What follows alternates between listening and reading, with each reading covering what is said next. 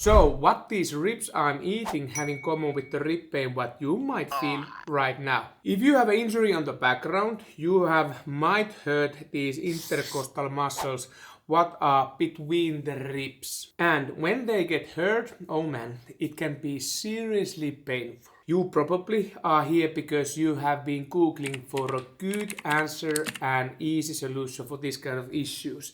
And I say this, you have landed in the right place. Because in just a moment we're going to tape that rib area up in a way that it's going to bring you some real relief.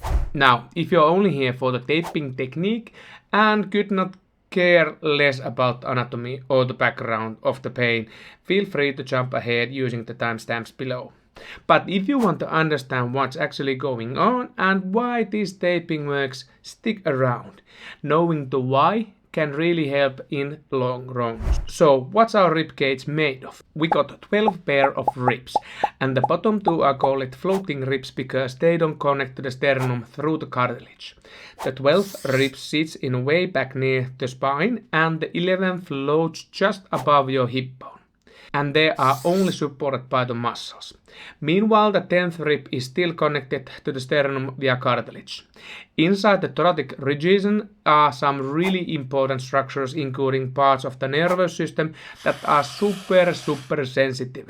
And that's why the rib cage needs to be well protected. The guts inside. But why do weird sharp rib pains happen? Injuries, strains and blunt impacts are usually one to blame. Let me tell you a story to explain it a bit more better.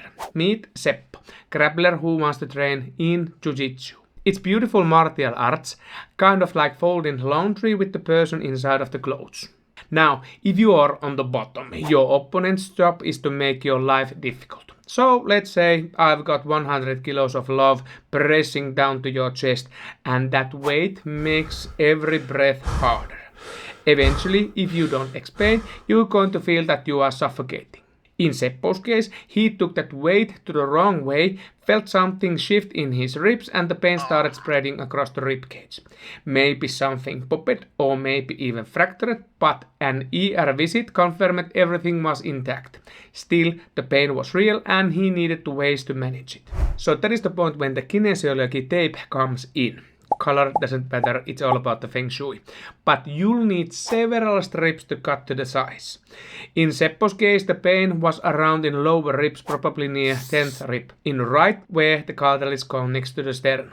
That zone needs to be supported. Cut the tape pieces along through to cover the entire pain area and then round the corners.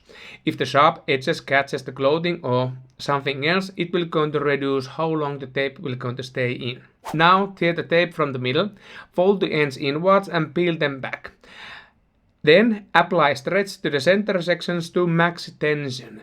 Apply the tension directly over the painful area and make sure the tape sticks to the skin smoothly.